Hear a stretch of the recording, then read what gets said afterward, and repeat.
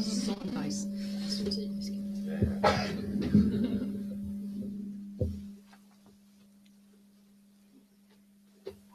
Goes on a bit though. Okay, so going back to the handout here,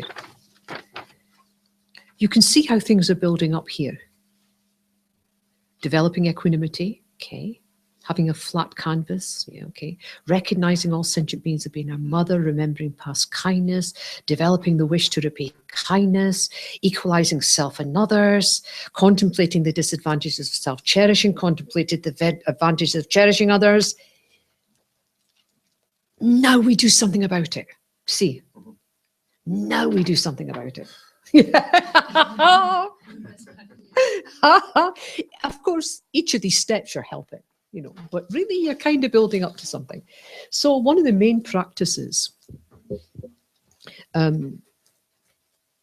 the Kadampa Geshes from the, you know, from the wisdom lineage is Tonglen. Kadampa, the Lama Atisha's, from Lama Atisha's time, the Geshes who followed the wisdom lineage, the Kadampa. And they were renowned, absolutely renowned for their wisdom, for their practices, secret practices, as well as obvious practices. Also, they tended to keep out of politics, which endeared them to most people. Basically, they just got on with it, really. And their most secret practice was Tonglen. To even get the teaching on Tonglen could take years. You know, and in fact, you had to really, I mean, I remember someone saying, you know, not only had your teacher had to know you, you had to be with him for years, but literally you gave everything you had to the teacher. Teacher didn't need it.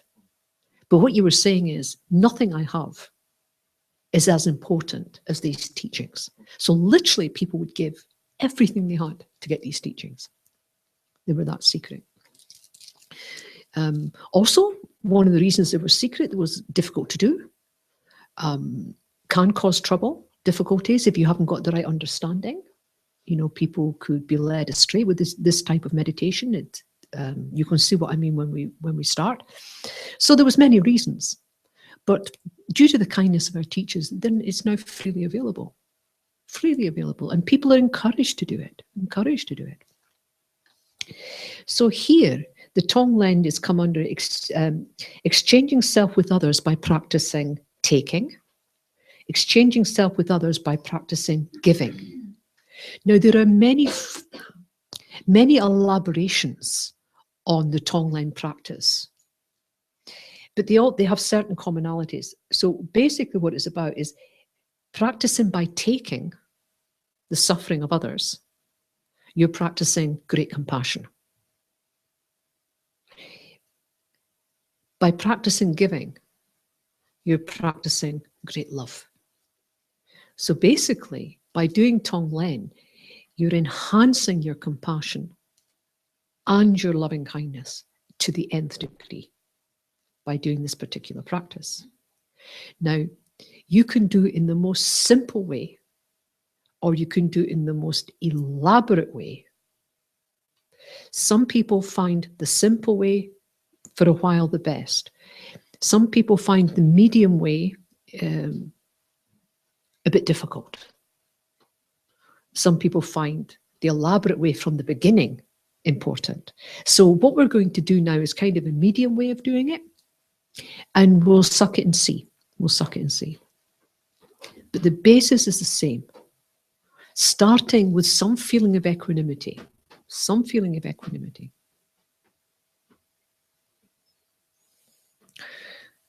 Imagining someone in front of you that very helpful of suffering, you know, and someone you know, someone you care about, and their suffering is and you make that suffering and you exacerbate that until it's absolutely there. And then you take it. Now, what you do with it in medium way of practicing is you imagine that around your heart, and for the purposes of this, your heart is seen as in the center of your chest. It's the heart center. And the heart in Tibetan Buddhism really means mind. Okay?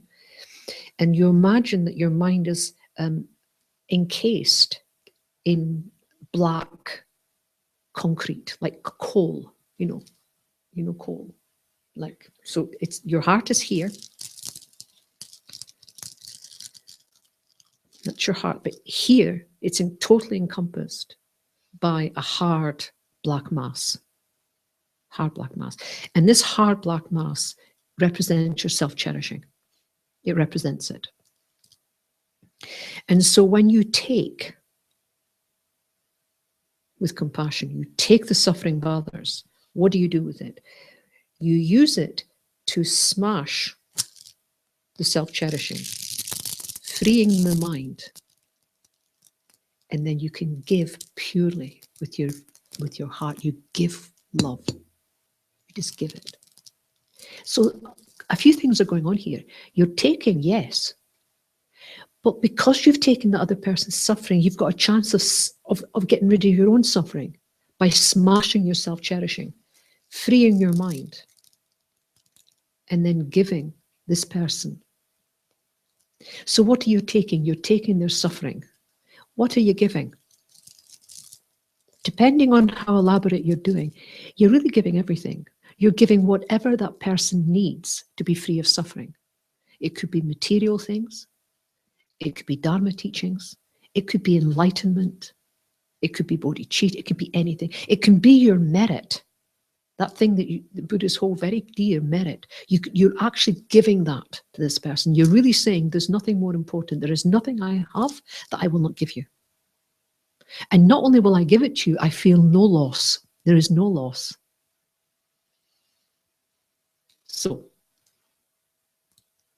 taking with compassion, great compassion, and giving with love. That's your main thing.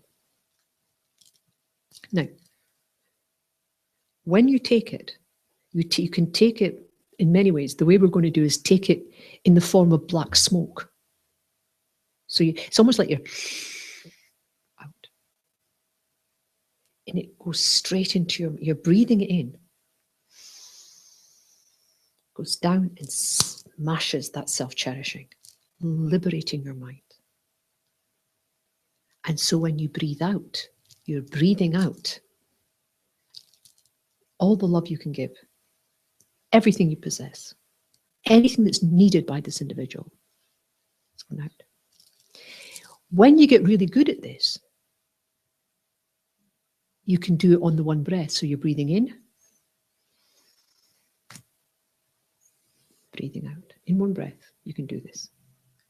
Some people are so good at it, they breathe in, they breathe it in through the right nostril, they see it going down central, they see it doing a lot of stuff in here and coming out the other side. So it gets quite elaborate, but for the moment, using both nostrils, you're breathing it in, like black smoke coming in, smashing the self-cherishing. And the first part will just be taking. We're going to do it for taking. Just taking, just keep taking, and allow it to smash.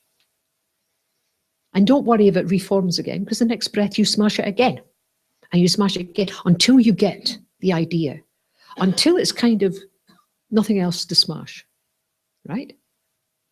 And then you start giving. On the out breath, you give whatever this person needs. And once you're getting into that, it's because you've already smashed it, is taking and giving. You can then include, and then it becomes elaborate, you can include friends, enemies, strangers, all sentient beings. You can do this to all beings of the 6 realms. Of course, to do that, you need to know how the beings of the 6 realms suffer. Otherwise, you won't know how they're suffering. At the moment, we're going to stick with human beings because we know how human beings suffer. But this is how elaborate it can get. Who's done Tonglen before? Excellent. Okay, good. That's good. And the rest of you haven't done it, yeah? Okay, so it's no problem. Yeah. Try it. We'll try it. I'll talk you through it, but that's the same thing. You're taking with compassion. You're giving with love. What are you taking? Suffering. What are you giving? Anything that individual needs. But by taking it, yes, you're being kind, you're being compassionate, but really, this is a poison, isn't it? It is. You're taking really the suffering, it's a poison. But look what you can do with that. You take it in and it smashes the self-cherishing. Self-cherishing, it doesn't work. You can't have self-cherishing and take someone else's suffering. Something's got to give. And what gives is the self-cherishing. And you see it happening, you feel it happening, you visualize it happening, you imagine it's happening, and it smashes. Then what happens is your mind is liberated. It's liberated. Now you can give. And you start on the outbreath of giving.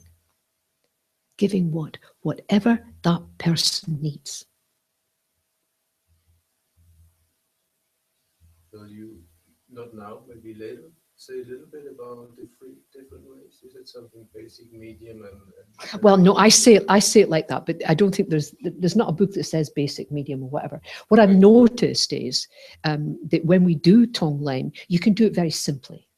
Say it better like this: a very simple version, and we'll do that. Okay. Yeah, and then there's a kind of medium one where you've got a bit of visualization, you know, and then you can get much more elaborate using that visualization, but extending it to all beings of the 6 realms. But to do that, you really need to know how these beings suffer in order to take their suffering. So this is kind of, there's no book that says this is the medium, but it's kind of not too simple, but not too complicated. And it's good to do it and then see how it goes. Oh, okay. Of course. Did you say that we should give whatever that person needs? Yes. Do we need to know exactly what it is? Well, this is why it's good when we start to have someone in front of you know that's suffering. Someone you know. What if I'm not sure what they actually need? Then give them what you think you need. Okay. They need. Yeah, don't worry about it. It's very helpful if it's someone, if you imagine someone that's in need in front of you, if you know that person, you know, for instance, that they have a lot of pain. They have a lot of sickness. They don't have a place to live.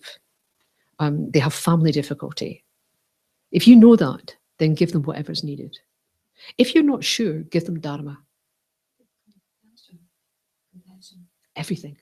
Everything they need. But the thing about this is don't make it too generic. If you can, try and be specific. Try to be what we just think suffering is this big thing, but actually to us as individuals, we suffer in individual ways. And we really recognize it in others. So if it's homelessness, make sure what you're giving is a home. If they have no money, make sure it's money. If it's clothes, it's clothes. If it's food, it's food. Try to be a wee bit specific like that. It becomes real. If we just give compassion, well, it's okay, it works, but not as much as actually giving something that someone needs. This is why when you do a very extensive practice, which includes all beings of the 6 realms, really you need to know what the suffering is of the hungry ghosts, what the different types of suffering is in the hell realms, the real suffering of animals, the real suffering of gods and demigods. You need to know that. And then when you start giving, you're giving the appropriate things. But at the moment, we'll stick with the human realm because really that should be more straightforward. Okay, so if you spend a minute or so just getting your body relaxed, your mind in the right state.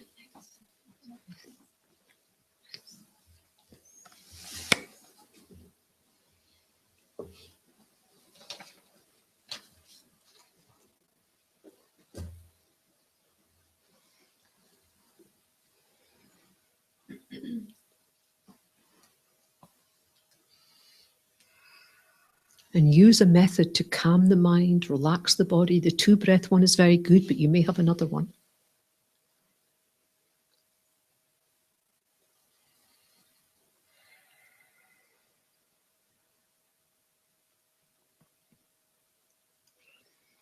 So we spend a few minutes here trying to get a mind of equanimity.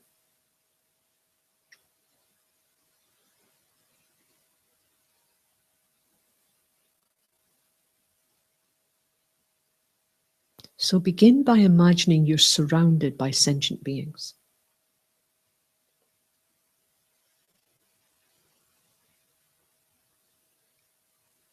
Those who are your friends are behind you. Those that disturb your mind are in front.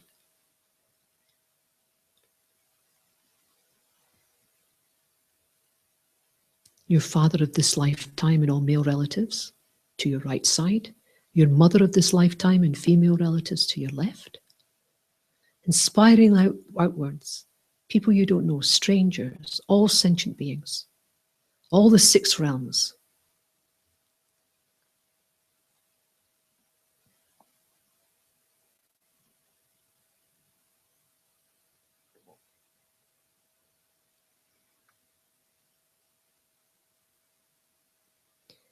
Now bring to mind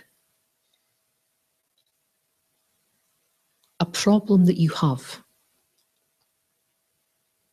Bring to mind the worst problem that you have in this lifetime. Bring it to mind. Examine it.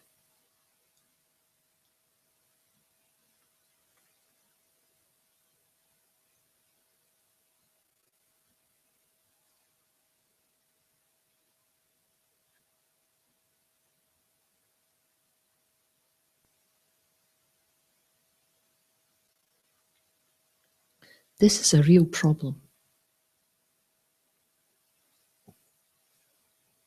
It causes me pain.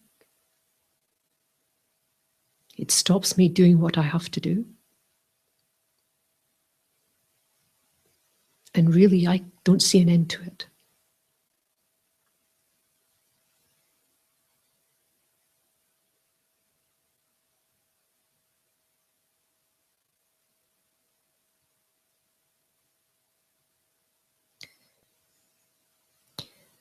But I'm not the only one that has this type of problem. I'm not unique. So many living beings have exactly the same problem as I'm experiencing.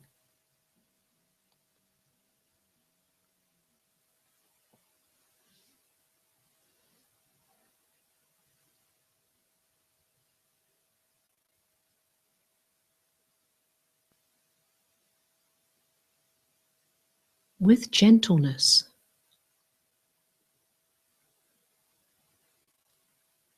just accept your problem. You can't do anything else really, but with gentleness and compassion, accept your problem. This problem is yours. I caused it. I'm suffering it. I don't want it, but I have it.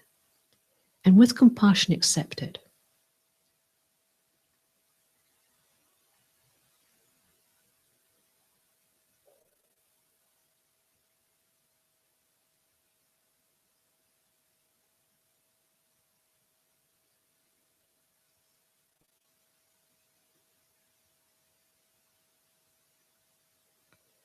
I'm just one, but there are countless people, countless suffering in exactly the same way as me.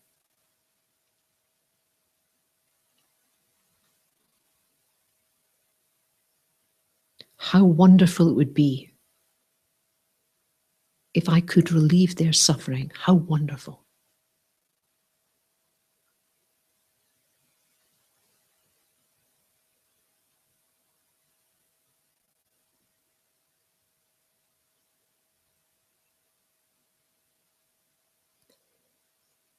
May they be free of this suffering.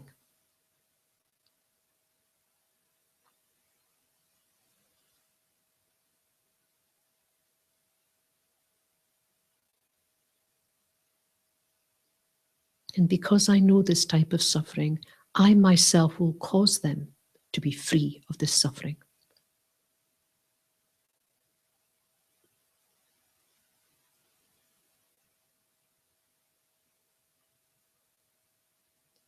Please, Guru Deity, bless me to be able to do this. Make that clear in your mind and just rest with that. Try to feel a kind of balance, a kind of equanimity coming here.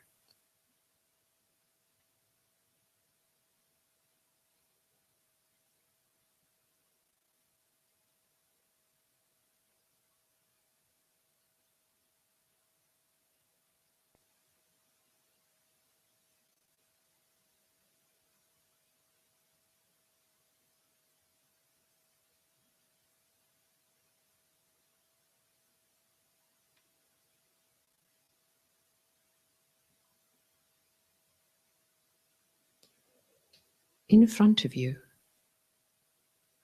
visualize someone that you hold very, very dear and whom you know is suffering.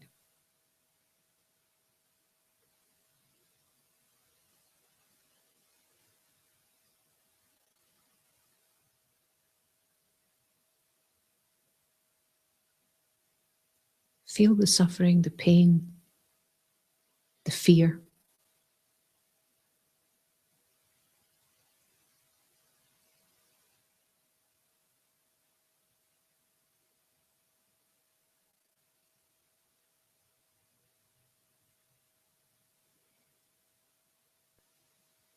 If you were in that position, you'd want to be free of that suffering.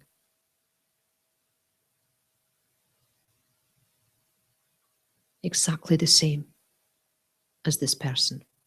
No difference.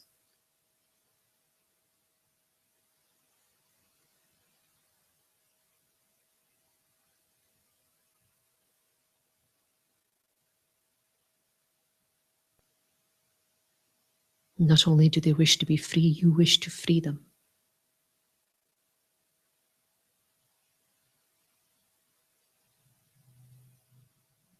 And at the center of your chest, encasing your heart, mind,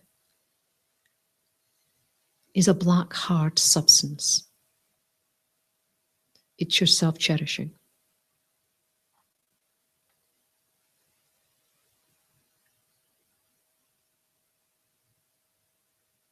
This self-cherishing is complete delusion. It causes me harm, it causes other people harm, it stops me practicing Dharma.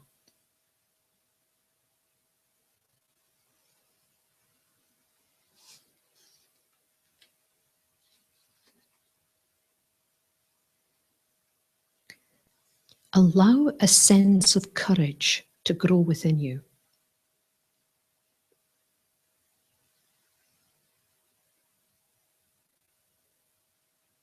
A determination, I can and I will free this individual from suffering. Let that determination and courage build.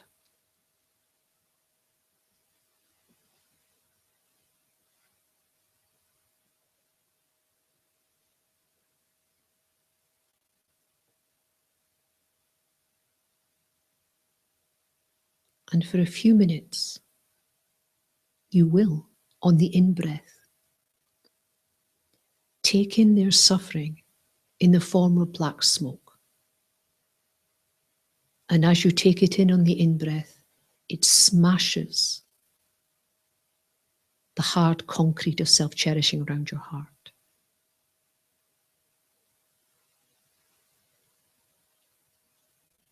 It'll reform, so you do it again on the in-breath. And for a minute or so, keep doing that until it doesn't reform anymore and your heart is bright, clear, and free. So with compassion, breathe in the dark smoke of their suffering. Smashing the self-cherishing. Keep doing that until it does not reform and the mind is free.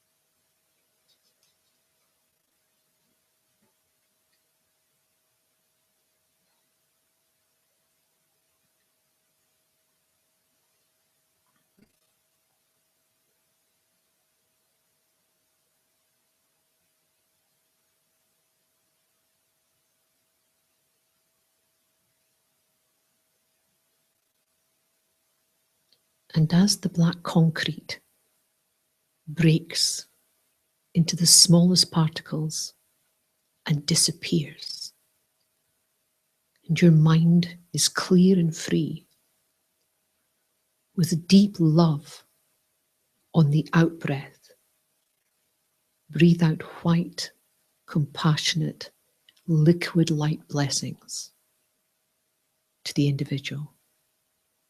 At the end of each beam of light is exactly what they need to reduce their suffering.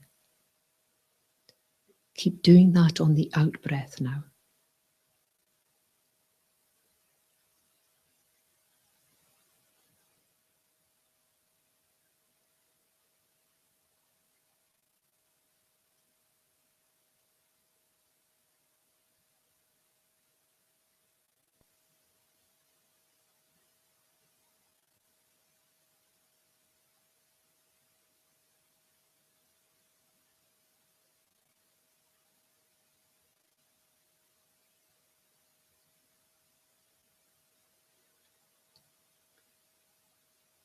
Not only does your store of compassion and love never diminish, it increases.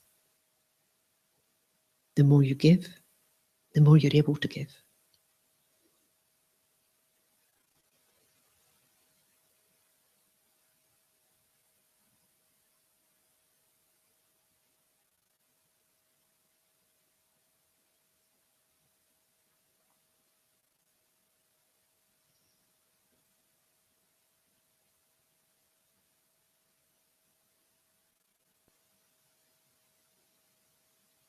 Now gently,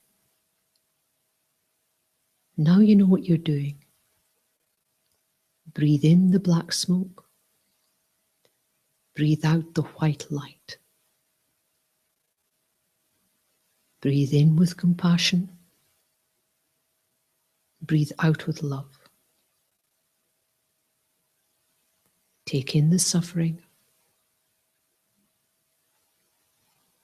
Give the remedy.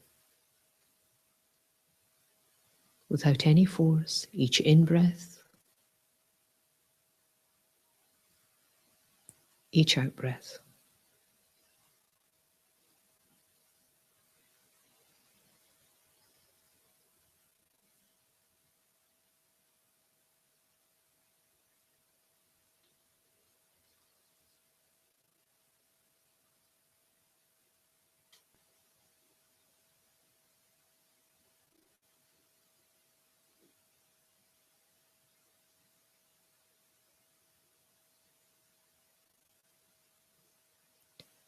And slowly begin to widen,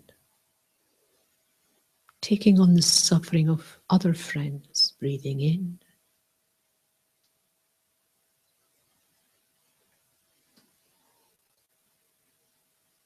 And in your own time, breathing out exactly what they need.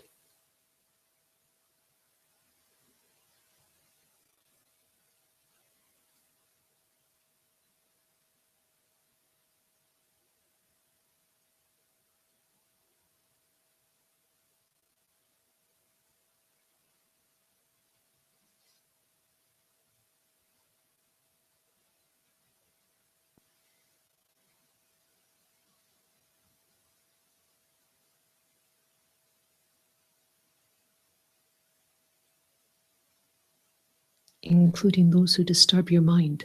They want to be happy. They have people who love them. Breathe in their suffering. Allow it to smash your self-cherishing.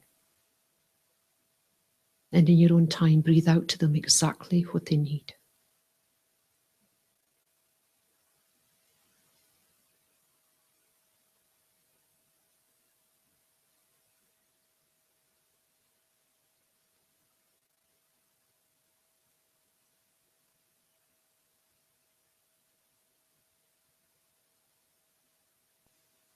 In your own time, spread this taking and giver wider and wider to include the strangers.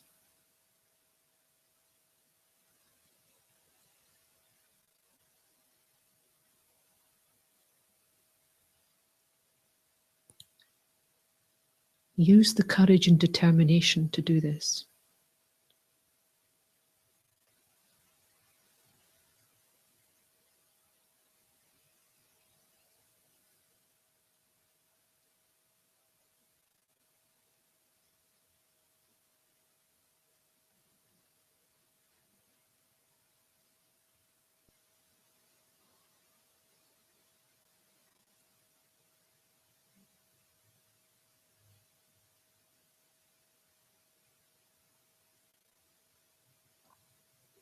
You can do this on each in and out breath, or spend time taking it in, and then in your own time giving out. Your choice.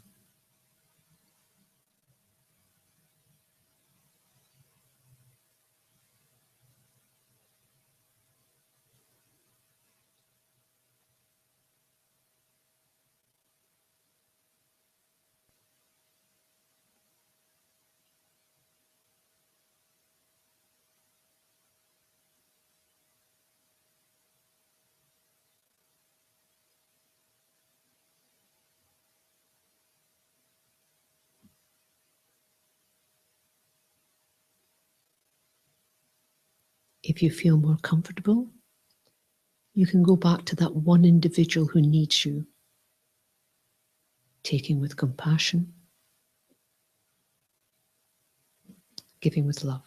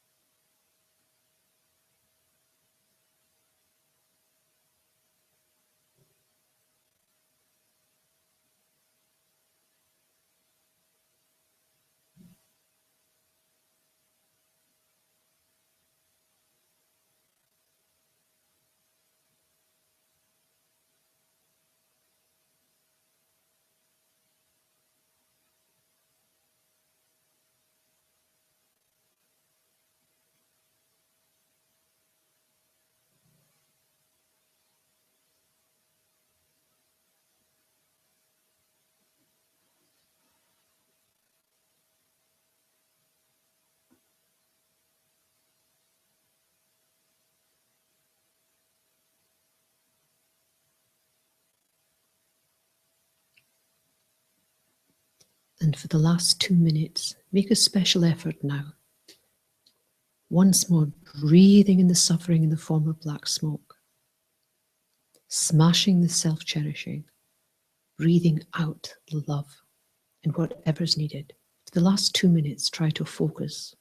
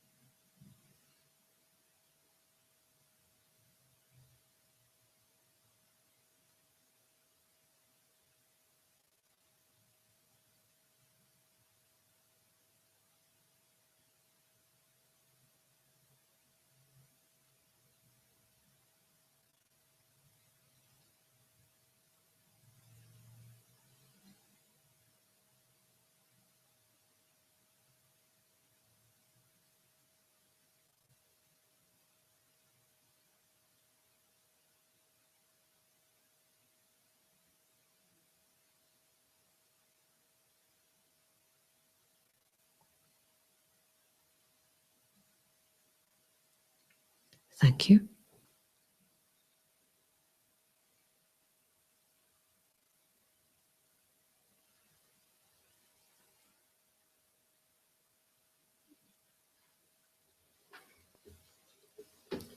It is said that the Kadampa Geshes, that every breath they took was like this. Every breath they took was like this. This was their practice. Can you imagine that effect that would have on your mind, on your speech, and on your actions? Every breath. And sometimes you read in books that they say things like, even their breathing was a cause of joy. This is what's meant. This was meant. Okay. So, in pairs, no more than 10 minutes.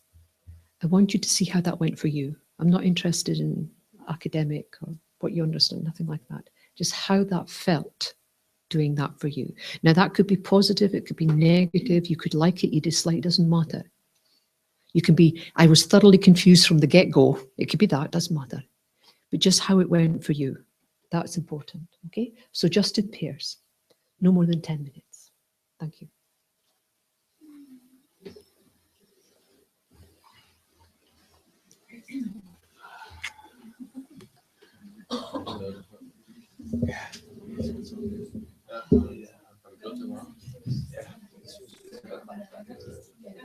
Nu gør det ikke så meget mere indimellem, men jeg har haft en lang periode, hvor jeg har det.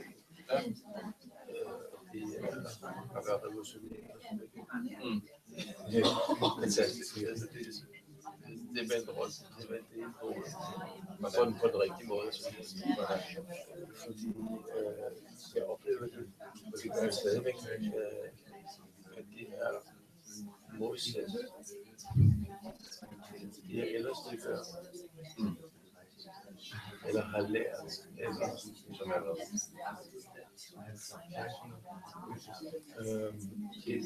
Jeg tror, det er mere omvendt, det min første tanke var, at jeg har lært mange meditationer fra tidligere,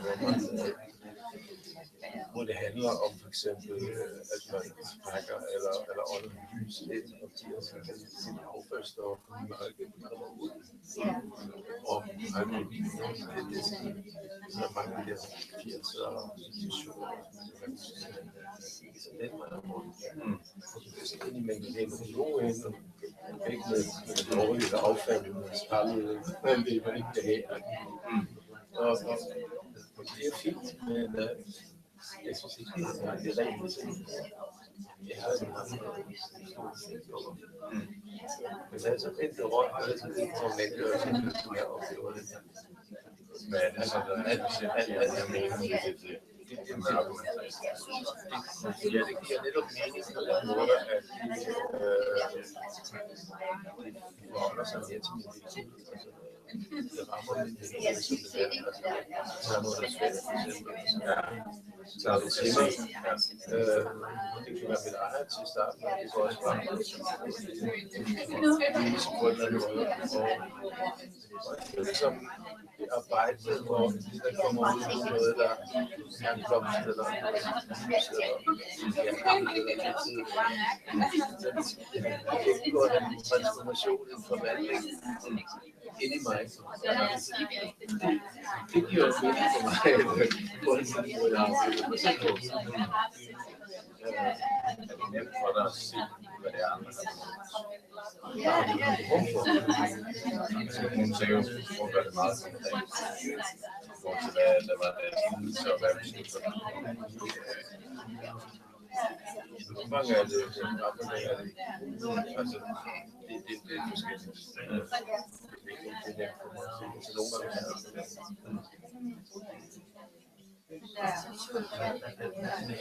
Så jeg synes, det er fantastisk, som jeg kom ind og hørte på noget til mig. Ja, jeg føler sådan altid. Det er lidt svært, hvis jeg ser det om andre. Sådan er det jo med kommunikationer, synes jeg. Men et eller andet sted, det gør mig sådan glad.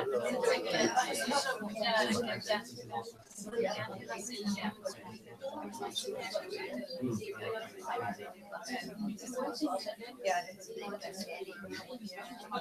mig er det ret nyt, altså sådan, at jeg har lavet en mere holistisk praksis, hvor man bare ønsker andre for, altså bare sådan, hvor det være fint,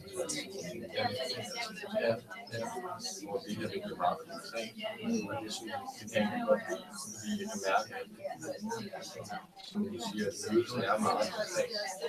Altså selvfølgelig, at man ønsker det hold, men det er også det, at man skal se, hvad det er, og lige nu der, altså er det en kommentar, er det hjælper dig med at læse en brev, et eller andet, altså det bliver meget procent af, altså ligesom at hele tiden være på i forhold til, hvad er det, der gør, at det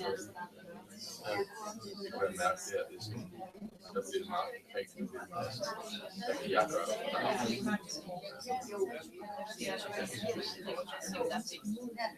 Så jeg tror, vi skal prøve at gøre det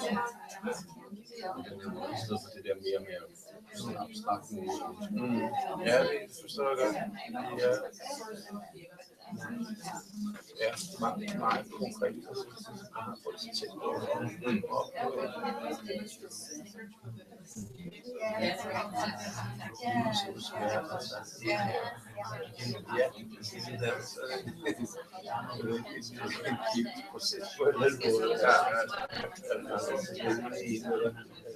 Jeg synes, det er fantastisk.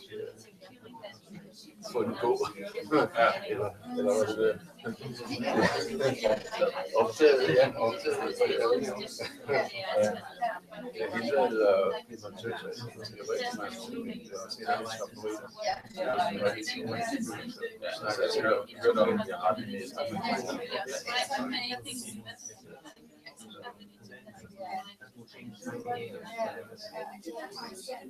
Men du har lært noget, hvor du mere er selv også, og mere visualisering. Jo, altså det kan faktisk være mere eller mindre omfattende, som jeg har lært, at man kan starte ud med sig selv. Så kan man tage andre med, og så kan man gøre det endnu mere omfattende til udvalget, hvad det kender i sig. Det er ikke faktisk. Nej, det holder sig med på. Eller til identitet.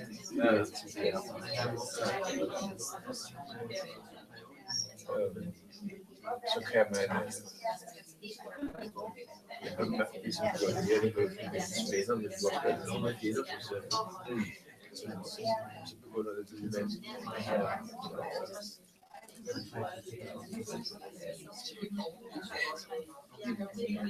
Der er sådan forskellige kombinationsmodeller, hvordan man visualiserer. Eller hvad man visualiserer på. Eller det der er centralt. Det er mere ligesom at komme i kontakt. Nej, præcis. Og det er de samme. Altså uanset hvad du sætter på, eller billeder. Så det er det samme. Det er jo super enkelt. For mig var det ligesom bare sådan en film eller sådan. Ja, det var meget nemt for visualisere. Jeg kan også jeg kan så slutter jeg bare det sammen, og det er godt helt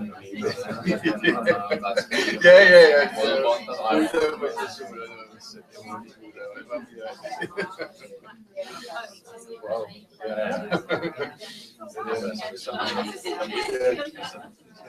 Jeg forestiller mig, at den der er avanceret. Jeg kan se en af de ting. Jeg kan se, at der er et fokus på et par tusind. Jeg kan se på det der. Jeg tror, at der er sikkert. Jeg tror også, at der er nemmere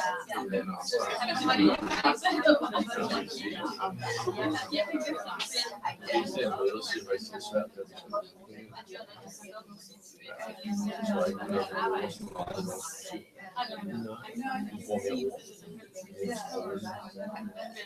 ja, vi bruger nogle andre processer. Altså, det er måde, vi bruger vores sind på, eller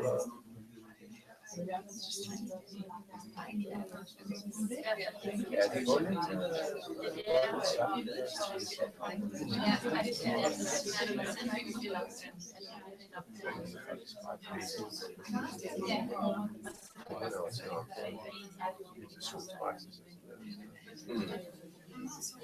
Men også bare daglige ting. Altså, også en coaching. Altså, hvis man skal lave et projekt, så ligesom gå og se resultatet for det. Det er også en måde at arbejde i forhold til modsætning. Altså, hvis man arbejder meget med nedbrød ting i sig selv, så er det også selvfølgelig der kommer man til at så se det. Der er stor hjælp til. Jeg forestiller sig, at man faktisk bevæger sig imod noget.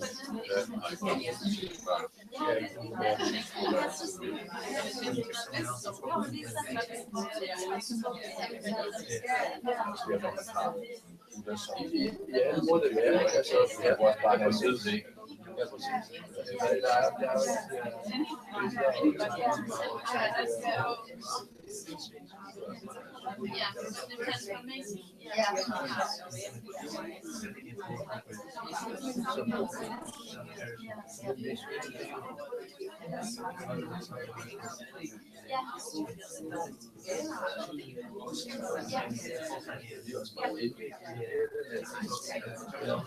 Jeg kan godt lide det, ikke?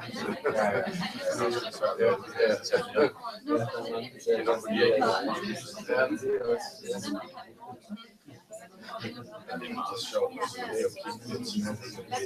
Det kan man. Altså.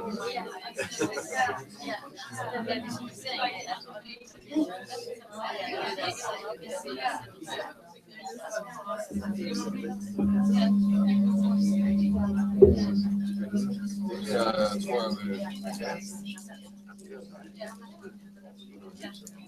ja, altså, føles meget enkelt.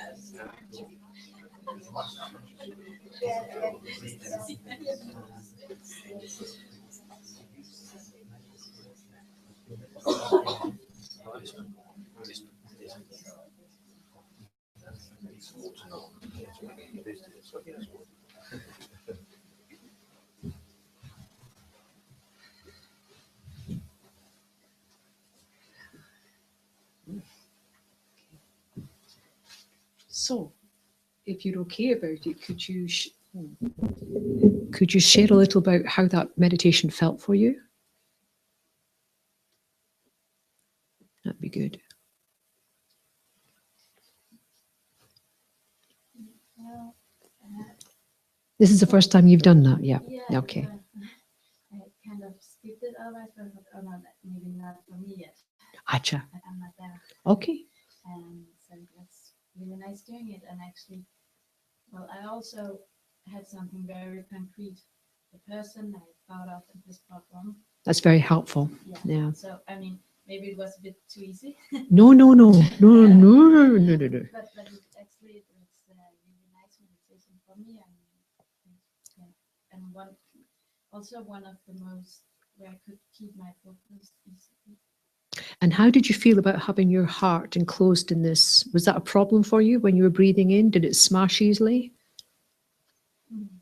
Do you well, I thought of it as smashing. Okay, that's good, but it wasn't a problem. Well, you try, but yeah. Well, I haven't smashed myself. No. No, it's not an achievement. The reason I ask is because it does happen that some people, they can't do this. This concrete idea around the heart, around the mind, it doesn't feel right. It feels very, very uncomfortable for them. And so, if that's ever the case, then, do without the concrete. Just imagine that you're taking on the suffering, and it just, when it hits your heart, the light of your heart just totally extinguishes it. Just totally extinguishes it. That's why I'm asking. It's not so much, the way I was taught was the concrete, and it works great for me. And for a lot of people, it's no problem. But I have met people that they just can't do this. It makes them feel very physically uncomfortable. And if that's the case, or if you're ever teaching this and some people feel like that, then, then just get them to imagine the bright light here of their mind. And as they breathe in the suffering, the light just totally extinguishes it. Okay? So for some people, that's more comfortable. But if it's not a problem, I'd stick with the concrete. I think it's very useful. Yeah. Good. And there's also a joyful meditation. Yes. We talked about that it's also very hard because you feel their suffering, but it's also very joyful that you can imagine you could do something, or you could give something. You see, this is what the Buddha said. The Buddha once came across a man who had been extremely ill, sort of sores and all the rest of it, and his family, and the smell was really bad, and his family just dumped him in a charnel ground, in a graveyard, and he was, he wasn't dead, he was dying. And he was, when the Buddha passed, he was, oh, poor me, poor me, poor me. And basically the Buddha taught him how to still benefit others. Even if he's lying in the gutter close to death, instead of thinking, poor me, he could actually use that suffering to take on the suffering of others. Which when I first heard it, I thought, tough love, hey, gosh. But you're right. What it means is, in any situation, you can do something. Now, I know it's still on the unseen. I know it's still on the mental level, but that doesn't mean to say it doesn't have an effect. And it's very empowering when you feel you can do something. It's empowering. Okay. What about other people? I've tried some other meditations, for example, the metta meditation in the Theravada tradition, where it's more kind of abstract that you wish other people happiness or relief of suffering. But for me, this was very, very tangible when it's specific suffering in that person's life now. Yeah, metta meditations are fantastic. I mean, they really are good. And this has a taste of it, but it is much more specific. And it's much more real. And what I feel is that you start to have a genuine connection with someone. And if you can establish not just a friend, someone that's suffering, and yeah, you like them, but when you see that you could be suffering in the same way, really, and you can do something about it, there's a connection grows. And if you can then spread it, then somehow you feel closer and more connected to people that you wouldn't normally feel connected to. I find it quite powerful. It's very, very powerful. But metta is good. There's nothing wrong with metta. It's just, in this tradition, it's a bit more specific, a bit more targeted. They're very keen on targets. Anything else? I'm totally in love with Tonglen. You love it. People do, don't they? Really, it usually makes me so happy. Yeah. It changed my life. Yes, yeah. When I started doing Tonglen, my life changed. I couldn't believe it either. It's so real, and it's like opposite of everything I learned Everything. Before. Yeah. And it's fantastic. It's so freeing. It's so liberating. It's real. Yeah. And the ramifications are huge. If you do Tonglen, even on a semi-regular basis, seeing all sentient beings as being your mother, wanting to benefit them, wanting to repay their kindness, seeing the dangers of self-cherishing, seeing the advantages of cherishing others. This you don't, this, if you can do it right, it shows all of this is in relief. You can see it. You can see it. The benefits of this are absolutely amazing. Absolutely amazing. Anybody else want to share? Doesn't have to be as good as 9. I asked for some advice about, I think it was in 9. I asked the Lama to give me some practice, and this was a practice, and I just couldn't do it. I was fighting with it for 3 years until I met somebody else who was teaching it in a different way. All of a sudden I could do it because I was fighting, like you're saying, all this flag, and I couldn't get it to work really. There are different ways of doing it. There are different ways. I found a method that works for me. Yes. And then it's so wonderful. And that's the trick. That's the trick. 3 years, Yeah. Well, because people teach, and sometimes you're taught in a way and you think there's no variation on this. Yeah. And I know, I'm thinking of one person in particular, and they wanted to do Tong and just could not do it. The physical feeling here was just too much. And then this wasn't me, this is what I'd read and other people. So I was just able to share with her that this is another way of doing it. Well, she was off. She could do it. She was getting benefit from it. She just started flying because she just altered it. You know, we suggested a little alteration. Off she went. Fantastic. Mm. Yeah. I had a problem visualizing how my heart was to be. Yeah. Because if it was a real heart pumping blood, it couldn't give light, so I had to imagine something different, like just. Yeah. We say the heart, but as I said, the heart and the mind are synonymous in the Dharma. They don't mean the physical heart. They mean the mind. And when they say the center of the chest, it's within the central channel, but you don't worry about that too much, but it is in the center of your chest. And sometimes that can help because your heart's not kind of here, it's kind of more to the left. But it's, so although we use the word heart, you can think mind. You can think mind. Yeah, good. Not hearing anything from this side. I had a problem with the concrete. Oh, okay. Didn't smash. That's okay. Didn't work. And so I had to do that. Okay. I would suggest you practice it a little bit. And someone once described it to me how they did it is when they breathed it in, they had seen a picture of a volcano, you know, the magma coming out of the volcano. And you know how when it comes and it starts, just before it erupts, the warm magma, it's hard and then cracks start appearing. And then the lava flows. And that's what she imagined. And then she had no problem doing it. So it's worth persisting for a little bit, as long as you're not in any pain, as long as you're not in any discomfort, and as long as that's not stopping you doing it, then see if there's a visual thing you can think of that will help do that. Yeah, so just to change the image. Well, yes, you can. Yeah. But I think in general, Me neither. No. It gets too, like, there's too much going on. It's Okay. Like I have to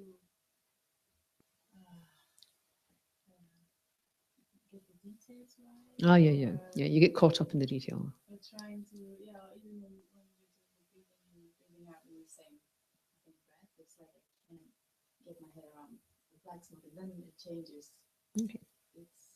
Then you start just breathing in. I mean, forget all this. I mean, there's nothing that doesn't improve with practice, believe me. And if you imagine it's there, you don't have to mentally see it, just imagine it's there. But just start practicing taking. Just imagine that coming in. You do that often enough, it's not be a problem. Just a smoke, it's almost like a vacuum cleaner. You're aiming the vacuum, comes like this, comes through both nostrils, straight down, smash. Just do that for a while. Don't do anything else, just do that. And when you've got it right, think, okay, forget that.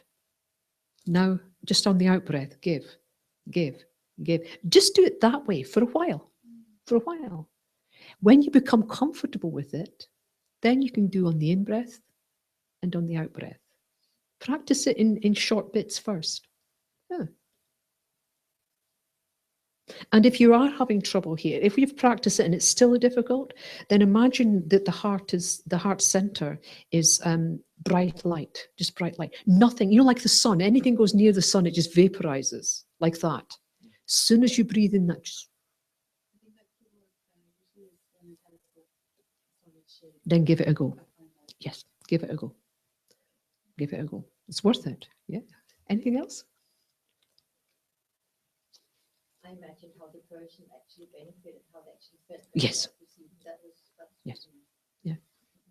And that reminds me of when you finish this type of meditation, it's really important, although I didn't do it at this stage, but it's really important when you finish this type of meditation that you think, I have completely taken on that suffering of that individual. I have benefited them. Finish your meditation with that certainty. that joy. Of course, once you come out of your meditation, you think that was just a meditation, you know, and that's true, isn't it? That's true. But finish the meditation with that joy. I have done what I set out to do. I have taken their suffering, I've given, and just sit with that for a few, make that your focus. All the rest is analytical, using your imagination, your creativity. But once it's done and you're about to end your meditation, the last 5 minutes or so, just say to yourself, I've done it. I have now relieved that person or these people of suffering. I have given them what they needed. And allow that joy to arise. And then step back and just sit with that joy for a few minutes. Yeah, that's a good way to end. That's, in fact, that's the only way to end that type of meditation. Goody goody. What else? Anything else? I have a question. Of course. Is it a good idea? And if so, how should we do it in daily life? Okay. The Kadamba Geshes did it the whole time. But then they had all the training and they had a mental mindset. How would we do it in everyday life? Exactly. Yeah, of If course. I had a conversation and Yeah. someone was telling me about Yeah. the problem, could I do it in the conversation? Absolutely. Absolutely. Once you know what you're doing, right? And once you have the courage and confidence, you can do it as you're speaking to someone. You can do it as you're passing someone. Oh, yes. Just the same way. Exactly the same way. Nothing else. No. Just do it in brief form. Just you're talking and you can just breathe it in. Breathe out what they need. They won't know. Mm-hmm. They won't know. What can help? And sometimes we talked earlier about sometimes you pass a beggar because you've given enough. As you're passing, you can do the Tonglen. There is never a time you can't do this. Now, there's things that will help. Now, for instance, the meditation, the prayer here, the 4 immeasurables, it's absolutely made for Tonglen. After each verse, if you're doing a meditation on that verse, at the end of each verse, after your immeasurable wish, your immeasurable prayer, your immeasurable superior intention, your immeasurable request, do some Tonglen then. But you're doing Tonglen on that particular topic, free of hatred and attachment, holding some close and others distance. Do that for a few minutes. Then do verse 2. And after all the immeasurables, and having requested the Buddha's guidance and help, start doing Tonglen, just for a few minutes, on that particular topic. That is the most wonderful way to do it, really. It's made for it. It's absolutely made for it. Now, the other thing, it's useful if you're in everyday life. You don't have this always with you. And so there are certain prayers that are very useful. For instance, I've written a few down here. You know that one by Shantideva, for as long as space endures. So for as long as space endures, for as long as all living beings remain, until then may I too remain, dispel the misery of the world. That could be your motivation as you're doing it. It's really useful. This is His Holiness's favorite prayer. The verses from Shantideva he does every day. Or in the Guru Puja, Lama Zopa Rinpoche suggests this prayer, and it's part of the Guru. It says, and thus, venerable, compassionate Gurus, I seek your blessing that all karmic debts, obstacles, and sufferings of mother sentient beings may without exception fall upon me right now. And may my happiness and virtue, may I give them to others and thereby invest all beings in bliss. He recommends that verse. And it's good. Lama Yeshe taught many things. One of the things he taught was, doing this while reciting inwardly the Chinrezi mantra, Om Mani Padme Hum. Very powerful. As you're taking, as you're giving. Keeps your mind right there. Om Mani Padme Hum. And it's like a circle, giving, taking, Om Mani Padme Hum, Om Mani Padme. And the Om Mani Padme Hum, it's kind of accompanying. It's accompanying the blessings. It's accompanying the suffering. Why is it accompanying the suffering? Because although it's poison for this person, for you, it's medicine. Smash. And so there's almost a circle, a rosary of Om Mani Padme Hums, a rosary from you to that person. Very beautiful. My favorite is the Nagarjuna one. It has to be said because it's very brief. And basically, Nagarjuna said, whatever suffering sentient beings have, may it ripen upon me right now. Whatever happiness I have, may it ripen on others. Very simple. And that prayer, as you're passing, just in your head, it's not a lot to, it's only 4 lines, nothing. And you use it every day, every day. Whatever suffering you have, may it ripen upon me right now. Whatever happiness I have, please take. How wonderful. This is where prayers become very important, very useful. Very, very useful.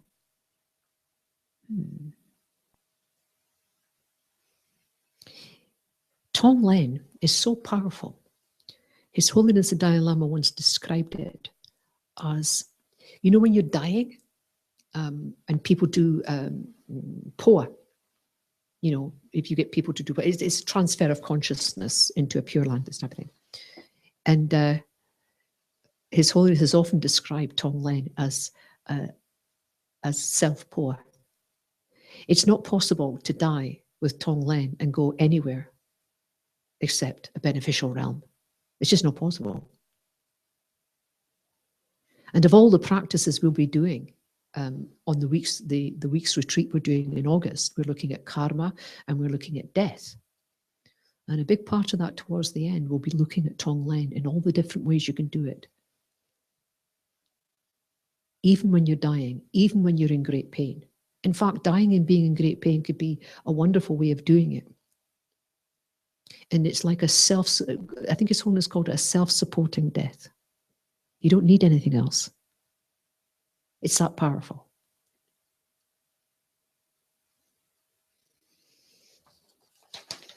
Anything else that you'd like to say, share?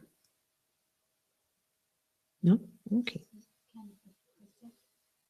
Is it okay that if you just turn it on the meditation?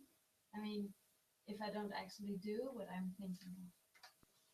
I mean, in real life. So I imagine that I, for example, take my friend who doesn't have a home, and I take his suffering and I bring him to home. It's an easy one. Yes. Yeah, there's no problem with that. That's excellent. So, yeah, but if I don't go out now this evening and bring him home. Oh, I see. This is, well, right. Well, you know. Well, there is a difference between wishing and wanting and having courage to think about like this. If you can, that's good. If you can't, may you do it in the future. You know, we know this. I mean, you can't physically, well, again, there's some debate about this, but can you physically take suffering from others? Generally speaking, most of the lamas will say no. I mean, if you could, all the Buddha would have to do is manifest here and take all of your suffering. You have to do it. It's not, the result is not so much taking the suffering, it's increasing your compassion and love with that wish. And sometimes for a Western mind, that can be difficult because really, if you're going to think like that, why don't you just go ahead and do it?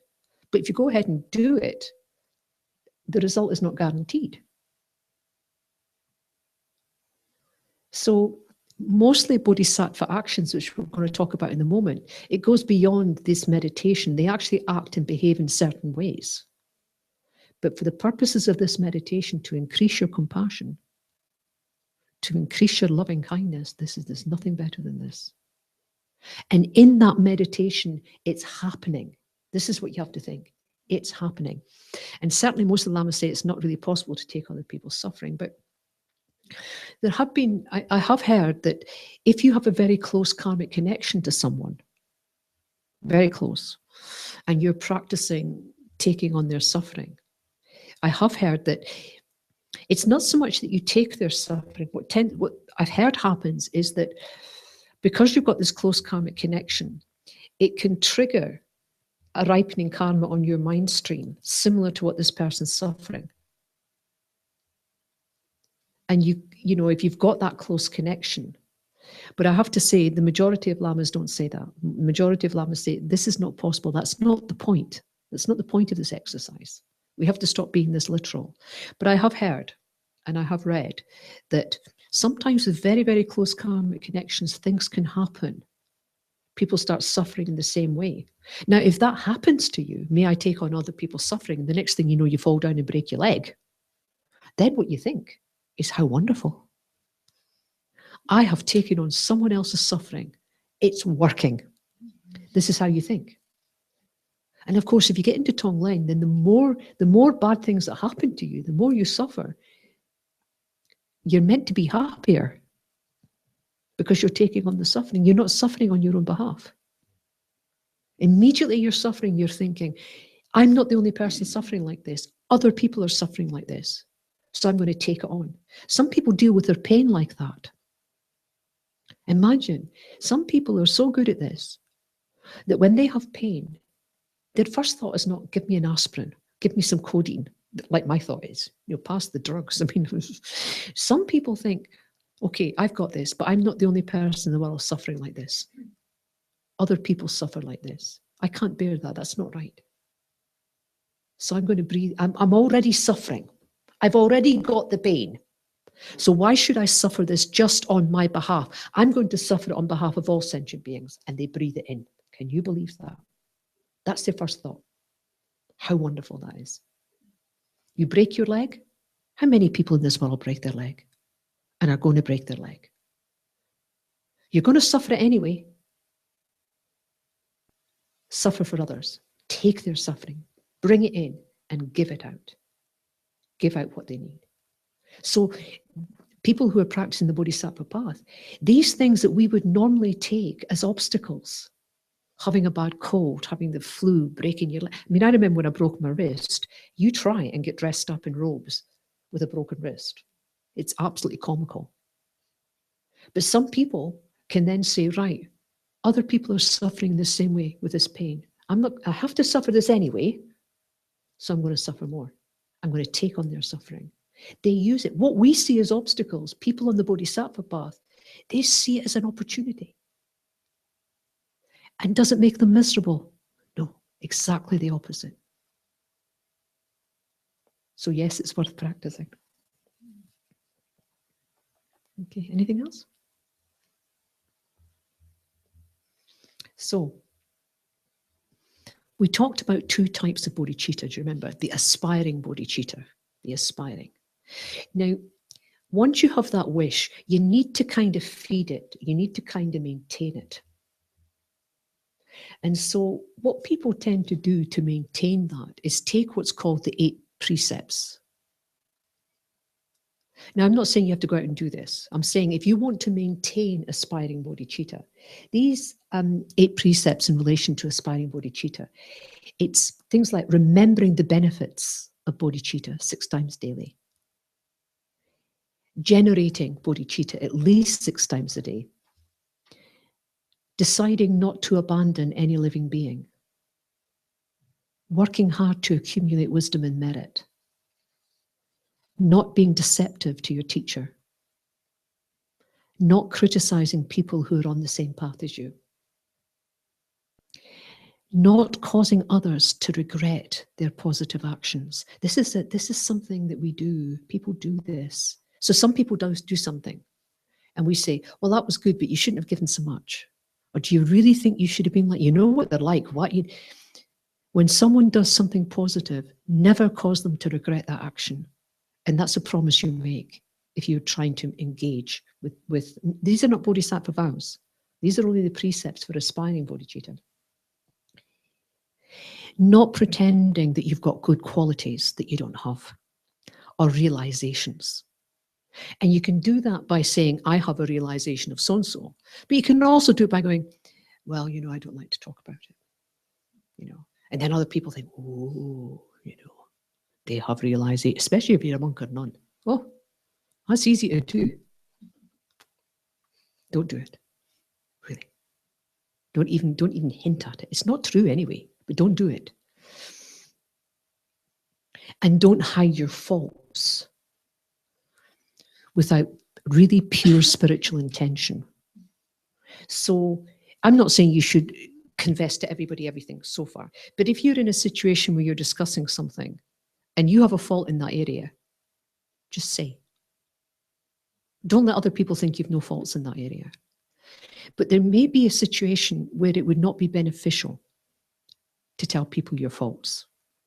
So if there's a special situation where it would cause more harm than good, then it's okay.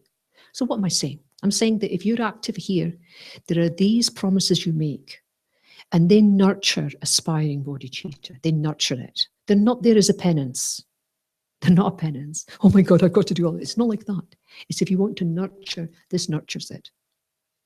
And then if you want to, the first 4 prevent bodhicitta from degenerating in this life.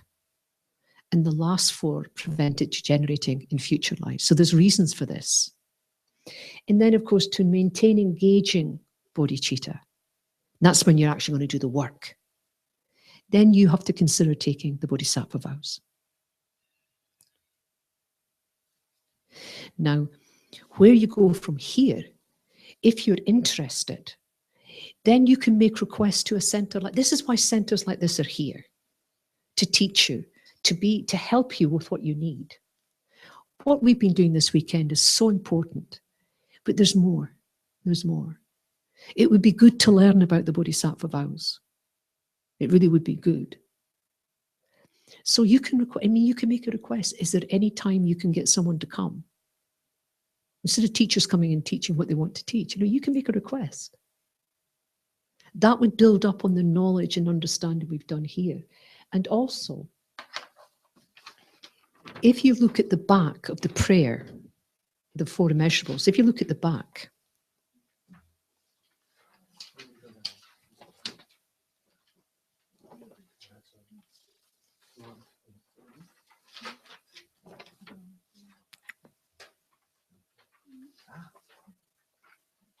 has everybody got that? The back of the prayer?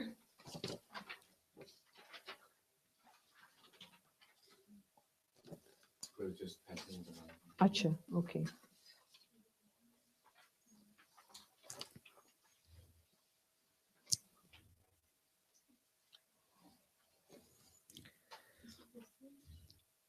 Yes, yes.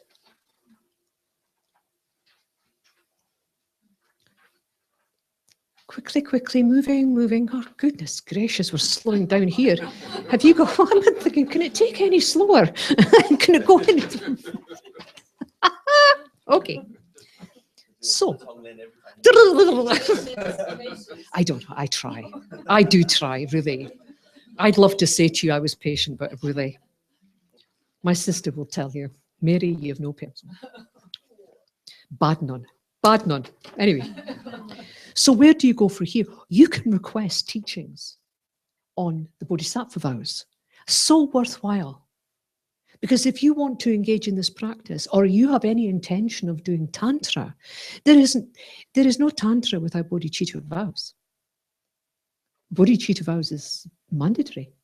In the same way, the gateway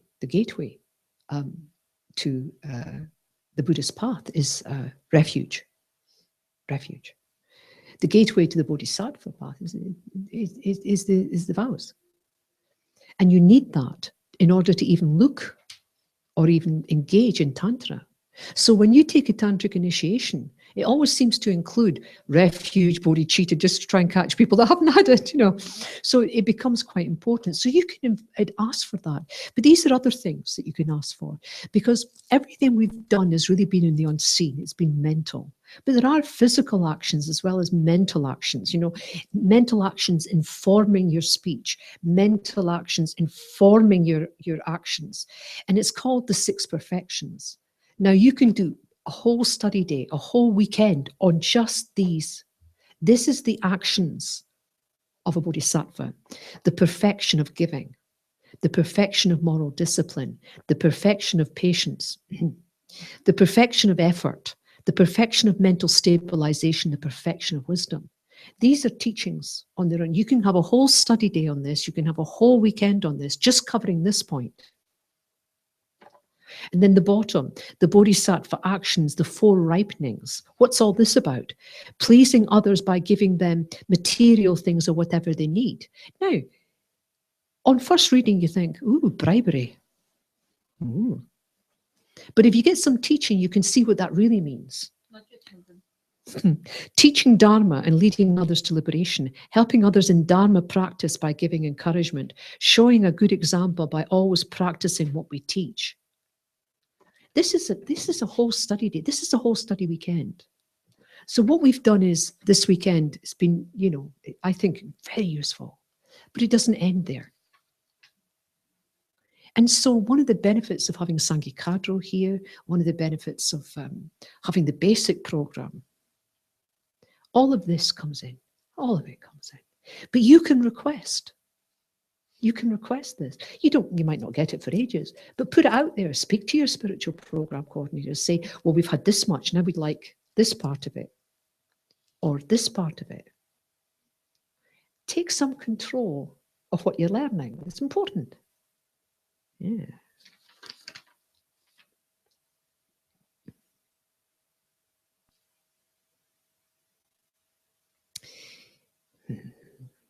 So I want to thank you very much for putting up with me this weekend. It's been a complete joy, I can't tell you. I've enjoyed every second of it. I always enjoy my time in Denmark, but thank you very, very much. Please practice these things, practice them. You'll become very proficient quite quickly. Don't worry if your visualizations are poor. Join us, it's the same. For many of us, it's the same. Some people naturally can visualize well, but get the feeling it's happening. Use your imagination that's happening. The effect is the same. Nothing, as Shantideva said, there's nothing that doesn't improve with practice. Could I ask you to just speak a little bit more about the August retreat? Oh, the August retreat. The subjects are kind of hardcore.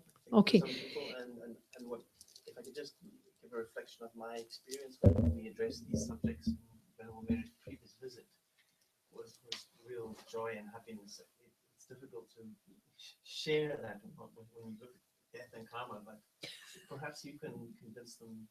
Convince them? No, I'm not into convincing anybody. You know, with your experience of how you've taught such subjects and how people have responded. Generally, over the years, the happiest retreats I've ever led have been on death. Don't ask me why. We are so perverse. People have an idea that, you know, certain groups and cultures don't like talking about death. I don't find that. I find that they don't know how to talk about death. That's what I find. But some of the happiest retreats I've ever led have been on death and dying. It doesn't seem to make people more morbid. It seems to make them, it seems to empower them, empowering. Certainly when I was here in November, I was here for a few weeks in November. That was such fun. I can't believe it. It was great fun. We did a sheet which asked people how you thought the retreat went. You'll be getting this probably in an email saying how it went, what you enjoyed about the course, how we could improve the course next time, what you would like to do, you know, this type of thing. And what the majority of people wrote was more on death. And Martina said, Mary, they're asking for death. I said, well, yeah, I'm not surprised. But a whole week on death is probably a bit much, you know. So I asked what you would like, if there was another topic, what you would like. And almost without exception, karma. And these two go very well together. And the retreats that I'm thinking of, I'm not talking about silent retreats here. I'm talking about a retreat very much like what we're doing here, but with more meditation. So I like the form. I like to teach a little bit, what I know, teach. Let people discuss it, answer any questions, then meditate. It's the way I like to do things. It seems reasonable. So it would be run on these lines, but more meditation. And by the meditation, I'm also talking about walking meditation outside, knowing how to do walking meditation. I want people to be really clear at this week so that they know what they're doing. So they're not just going for a walk and going, more money, baby home. Yeah, no, we'll get that right. So like that. Also in the retreat, there will be periods of silence. Yes. Normally, unless I'm requested more, I tend to have a mixture because I also think that it's important for people to share experiences. I've always thought that. There are times when silent retreats are very, very powerful. What I'm thinking of is a retreat that there's no talking after the evening session until after lunch, apart from in the center. When we're in and we're talking and sharing, we don't do miming, we speak. But but after the last session, through the night, all the next morning, right up until lunchtime, silence. And then, and I find that's a really good mixture. That's a really good mixture. Now, what people requested the last time I did a longer time was, Mary, can we try having 1 day of silence apart from what you do in the session? And we did that and it went down very well with some people. With others, not so well. And so what I did was I gave people a badge for 1 day. If they were in silence, they got a badge, nobody bothered them. They ate somewhere differently, went away, nobody, they just let them go. And there was quite a few, but there was a few people who didn't want to do that. They kept silence for the period of time I've discussed, but not all day. So in that way, I found that people who wanted to do it longer, they could do it. And if I had someone who came to me and said, Mary, I want to do at least 3 days of silence apart from what I do in here, then that I would say yes, I'd give them a badge. Because you want to be able to respond to what people need. But I also feel that there is value in sharing and discussing. And what I find when people are in silence, who have chosen to be silenced, there is a tendency for them not wanting to talk even in class. Now, I have led silent retreats, but this one on karma and death, no. I want us to really get to grips with what this is about. And I want us to practice these meditations. Really practice, become so familiar with them that if you got ill and were dying in the following week, you'd be doing them. That's what I want. Yes, because that could happen. What is the purpose of the silence? Well, there's a few things that people say. Some people see intrinsic value in silence. I can't say that I do, but I know people who do. Because what happens on retreat, what happens generally is that our senses use up most of our energy. What we see, what we taste, what we touch, but mostly what we talk. We lose a lot of energy in speech. Now, if you have periods of silence, where does that energy go? Now, sometimes people can just get frustrated. Once I actually had a guy by 10 o'clock at night left the retreat.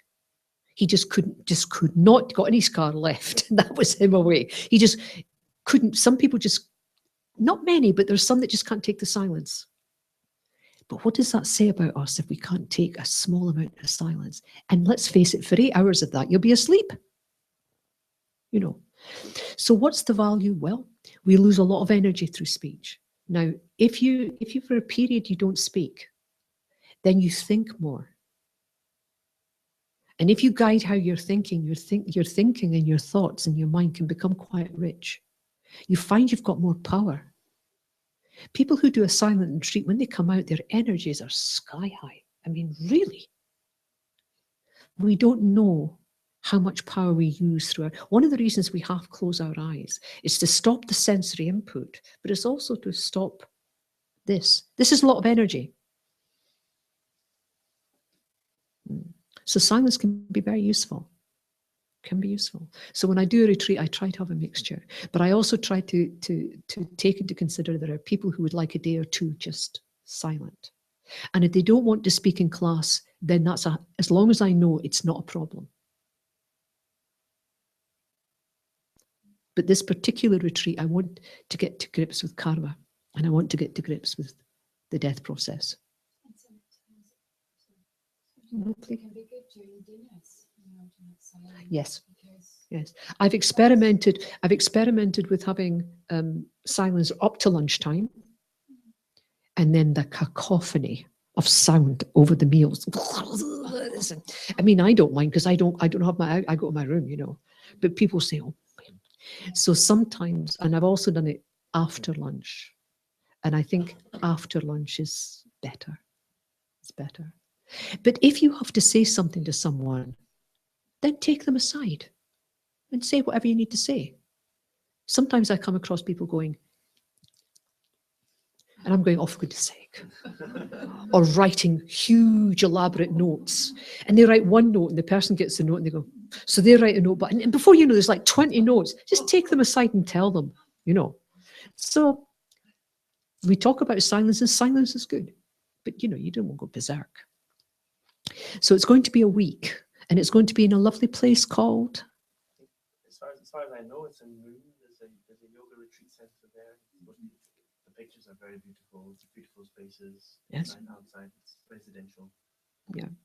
And certainly for me, I don't, I'd explain at the time, but there'll be parts of that time there will be for your own individual practice. It won't be, I won't be doing like from 6 o'clock in the morning to 10 o'clock at night. No, no. There'll be a good portion where we'll be interacting, but there'll be time for you to do your own practice. There'll also be time for you to take walks and just breathe. Okay, so I try to run a retreat that's gentle, because for most people, this is their holiday as well as their retreat. And there's no use being exhausted and trying to meditate. So I try to make it as relaxed. I always request that the food is good and you know, it's a nice atmosphere, people can rest. And then people benefit. So if you're interested in coming, I would be delighted to see you. And I believe there's a signing up sheet for that type of thing. Just a little bit more about that. Did anybody get an email last night about the response forms? Some questions? Any hands up? Good. So please do take a moment. I might chase you up if I haven't heard from you, but it would be just great to have your response if it's spontaneous. And the last time your center reacted to that, you know, it wasn't just a form you're filling out and nothing happens.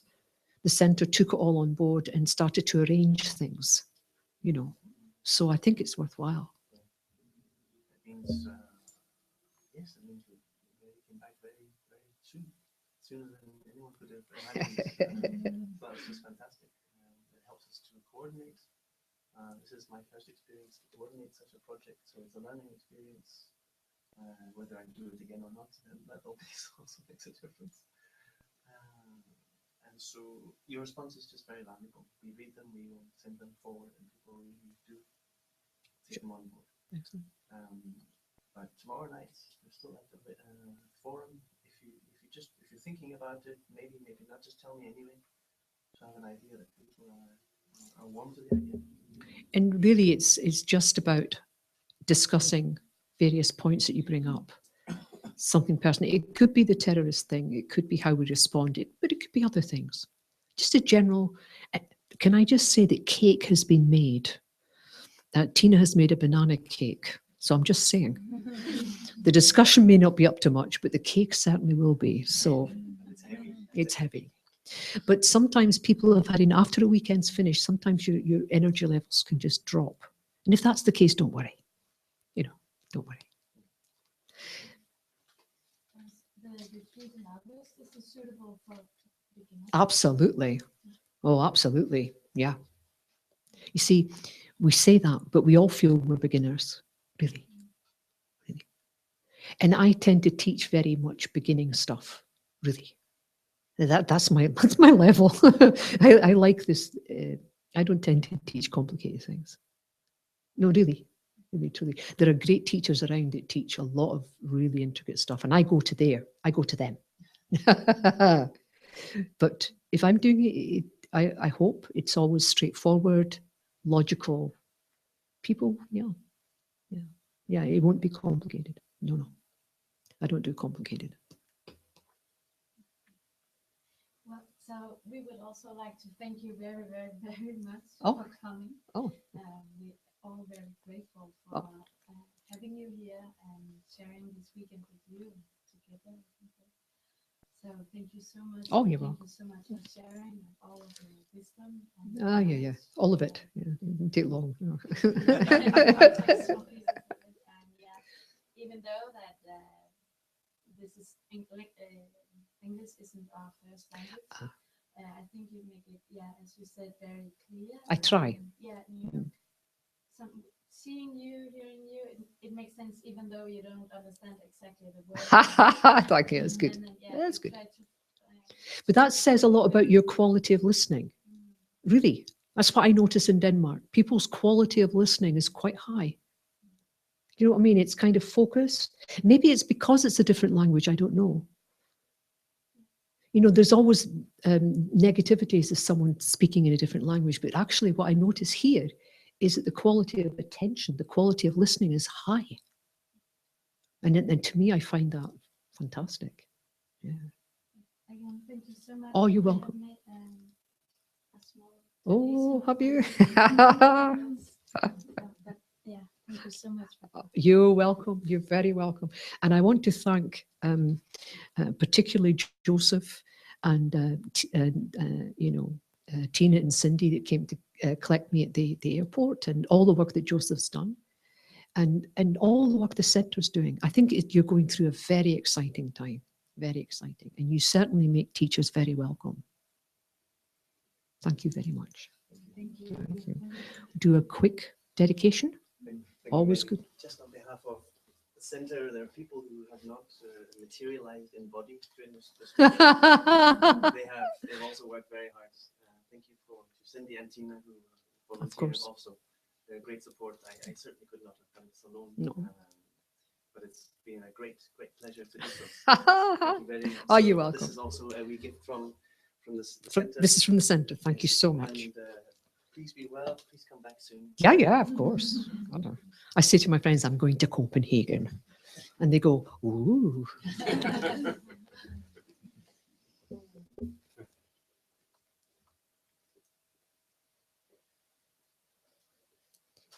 So trying to remember the motivation we had, even though as far back as Friday night, Saturday morning.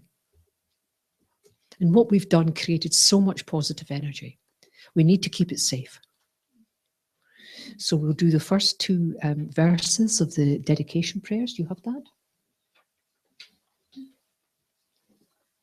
You've got it. Well done.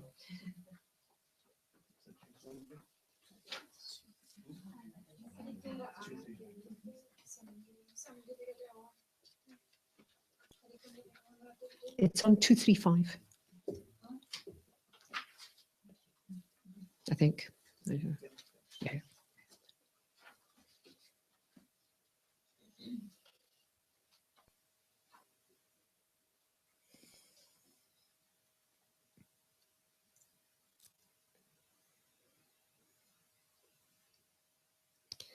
Gewade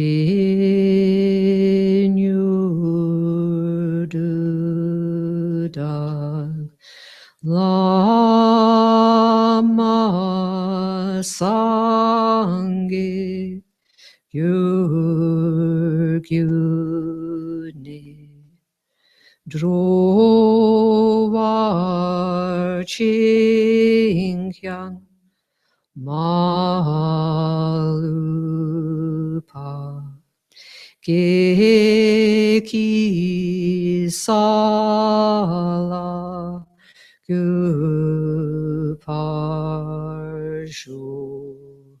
Jancho Semcho Rinpoche Ma Ke Panam Ke Gyuche Ke Pa Nyampa Me Payang Goni gong du pelwar.